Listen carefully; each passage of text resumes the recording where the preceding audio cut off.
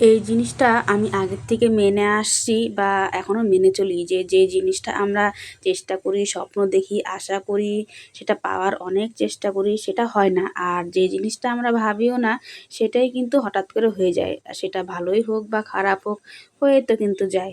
তো সেটাই আমি কেন বলছি, কথাটা হচ্ছে আমরা অনেক দিন থেকে চেষ্টা করছিলাম যে একটু দার্জিলিং যাবো বেড়াতে, হচ্ছিল না। কিন্তু আমরা এই হঠাৎ করে আমরা ভাবিনি যে যেতে পারবো, দুদিনের মধ্যে আমরা হঠাৎ করে আমরা চলে গিয়েছি দার্জিলিং বেড়াতে। তো কীভাবে গেলাম, কাদের সঙ্গে গেলাম, সবটাই তোমাদের সঙ্গে শেয়ার করব। তোমরা পুরো ভিডিওটা দেখতে থাকো, ঠিক আছে বন্ধুরা? আর এই দার্জিলিং যাওয়াটা আমাদের অনেক দিনের থেকেই ইচ্ছা ছিল, আবার ইচ্ছাটা আমরা ভুলেও গিয়েছিলাম। তো কারণটা হচ্ছে, যেই বছর আমার বর মারা যায় সেই বছরই কয়েক মাস পরে আর কি আমার জা আর ভাসুর ওরা সবাই মিলে গিয়েছিল গাড়ি ভাড়া করে দার্জিলিং বেড়াতে। তো আমার মেয়েটা খুব মন খারাপ করেছিল, ও মুখে কিছু যেহেতু বলেনি, কিন্তু আমি বুঝতে পেরেছিলাম যে ওকে অন্তত বলতে পারতো, ওর আর কি বক্তৃতা। তো যাই হোক, আমারও খুব খারাপ লাগছিলো যে হ্যাঁ সত্যিই তো তাই, আমাকে না বলতে পারতো, না বলতো, কিন্তু আমার মেয়েটাকে তো নিয়ে যেতে পারতো। ওরা ফাঁকা গাড়ি নিয়ে গেল ঘুরতে। তো যাই হোক, সেসব দিন আমি মেয়েকে বলেছিলাম যে থাক, মন খারাপ করিস না, আমি কোনোদিন পারলে তোকে বেড়াতে নিয়ে যাব। তো যাই হোক, সে দিনটা আমাদের আজকে এলো। আমরা অবশ্য মাঝখানে ভুলে গেছিলাম সব। তো দার্জিলিং গিয়েছিলাম যেহেতু, এই দার্জিলিং নিয়ে আমার এই কথাটাই অবশ্যই একটু মাথায় ছিল। আমার না খুবই খারাপ লাগছিলো জানো তো, যে আমার মেয়েটাকে একটু নিয়ে যেতে পারতো, ওর মনটা একটু ভালো হতো। কারণ কিছুদিন আগে নিজের বাবাকে হারিয়েছে, তো একটু ঘুরে আসতো, অন্য পরিবেশে যেত, ভালো লাগতো। তো যাই হোক, কিছু হলো না। আর কেউ না বললে আমরা তো আর নিজের থেকে বলতে পারবো না, তাই না? এটা এটা যার যার ব্যক্তিগত ব্যাপার। তবে আমার মেয়ের একটু অধিকার ছিল মনে মনে, যে অধিকার আশাটা করেছিল যে আমাকে তো একটু বলতেও পারতো। ও বাচ্চা মানুষ, বুঝছিল না তখন, তখন ও অনেকটাই ছোট। এখন যতটা বুঝে তখন তো আর ততটা বুঝতো না। তো আমরা যেতে পেরেছি সেদিনকে দার্জিলিং। আমি যে বাড়িটাতে ভাড়া থাকি, সেই বাড়িতে আমার আরেকটা দিদিভাই ভাড়া থাকে, তার সঙ্গে আমার খুবই সুন্দর ভালো সম্পর্ক। এর আগেও আমরা অনেক জায়গায় ঘুরেছি, মায়াপুর গিয়েছি 2 বছর আগে, খুব আনন্দ করেছি। আর এবারও আমরা হঠাৎ করে গিয়েছি দার্জিলিং। তো সেই দিদিভাইরা প্ল্যান করে আর আমাকে অফারটা দেয়, তো আমি আর না করিনি, আমিও ঝটপট রাজি হয়ে গেলাম। আর মেয়েও খুব এক্সাইটেড ছিল, খুব খুশি ছিল যে দার্জিলিং যেতে পারবো। কারণ ও মাঝে মধ্যেই আমাকে বলতো, মা দার্জিলিং কবে নিয়ে যাবা, দার্জিলিং কবে নিয়ে যাবা। আমি কি করে নিয়ে যাবো বলো, আমি নিজেই চিনি না, আর ওই অন্য একটা দেশে আমি একা একা তো আর যেতে পারি না। তো আমি যেহেতু নিজের মানুষের সঙ্গে যেহেতু চান্স পেলাম, তো ছেলে মেয়েকে নিয়ে একটু বেড়াতে নিয়ে চলে গেলাম। তো যাই হোক, খুব ভালো ভালো লাগছিলো। আমরা গাড়ি ভাড়া করে গিয়েছিলাম, সবাই মিলে টাকা দিয়ে ভাড়া করে আমরা সারাদিন ঘুরেছি। আমরা থাকিনি, আমরা দিনে গিয়ে দিনের বেলায় চলে আসছি। তো আমরা কয়েক জায়গায় গিয়েছিলাম। এটা দেখো, এটা আমরা প্রথমেই কার্শিয়ানে নেমেছিলাম, আর তারপর ওখান থেকে চলে আসলাম এই যে একটা মন্দিরে, এটা বৌদ্ধ মন্দির হয়তো বলে। আমরা ভিতরে ঢুকতে পারিনি অসুবিধার জন্য, তো আমরা বাইরের থেকে একটু ঘোরাফেরা করে আবার চলে গিয়েছিলাম অন্য জায়গায়। আর না, তোমাদেরকে আরেকটা কথা শেয়ার করি। আমরা যেহেতু দুদিনের মধ্যে প্ল্যান হয়েছিল ঘুরতে যাওয়াটার, আমরা আগের দিন গিয়েছিলাম মার্কেট করতে। মার্কেট করে সে রোববারে মার্কেট করে আবার আমরা যেহেতু সোমবারে গিয়েছিলাম, মার্কেট করতে অনেকটা রাত হয়ে গিয়েছিল। আবার পরের দিন আমাদের 5:30টার সময় আমাদের গাড়ি আসার কথা ছিল, মানে 5:30টার মধ্যে আমাদের বেরিয়ে যাওয়ার কথা ছিল।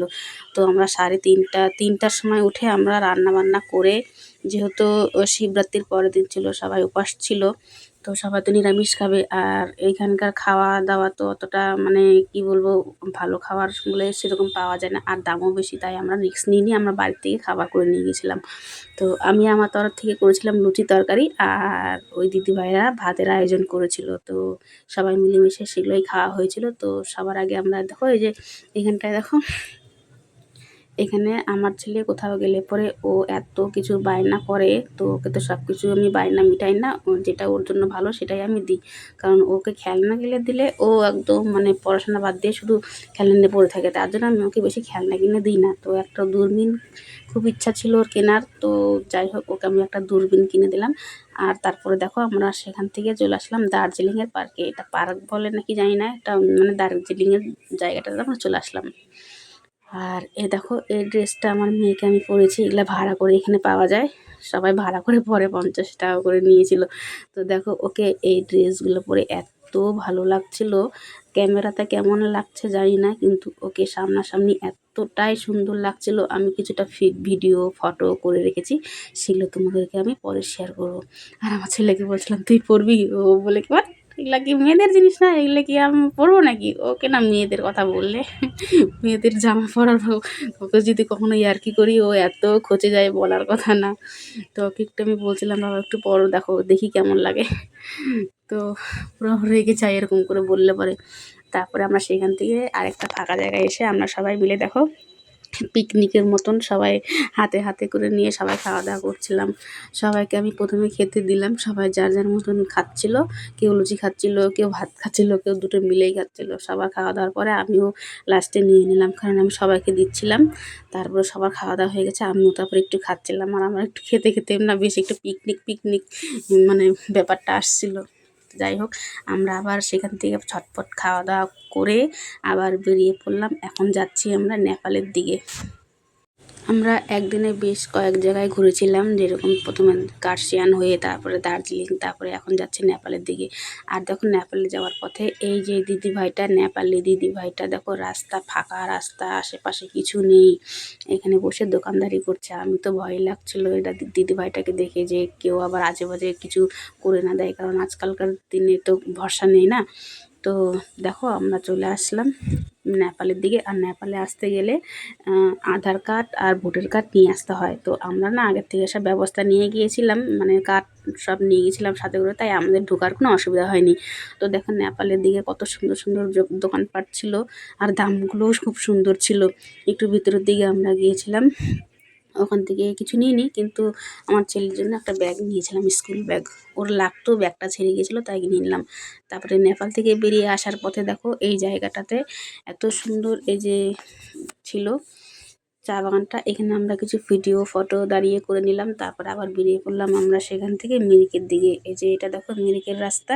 আর মিরিকের পার্কে আমরা ঢুকতে পারিনি, কারণ বিকাল হয়ে গেছিলো। আর পার্কটা যে টিকিট কাটে তিনি ছিলেন না, তাই আমরা ঢুকতে পারিনি। তাই আমরা বাইরের থেকে কিছু ভিডিও ফটো নিয়ে আশেপাশে ঘুরে আমরা আবার বাড়ির দিকে বেরিয়ে পড়িয়েছিলাম। তো এইভাবেই আমরা সারা দিনটা কাটাই সবাই মিলে একসঙ্গে। খুবই আনন্দ হয়েছিল, খুবই মজা হয়েছিল। তো ভিডিওটা কেমন লাগলো বন্ধুরা অবশ্যই জানিও। আর সবাই ভালো থেকো, সুস্থ থেকো, আর সবাই ভালো থেকো। তো চলো টাটা।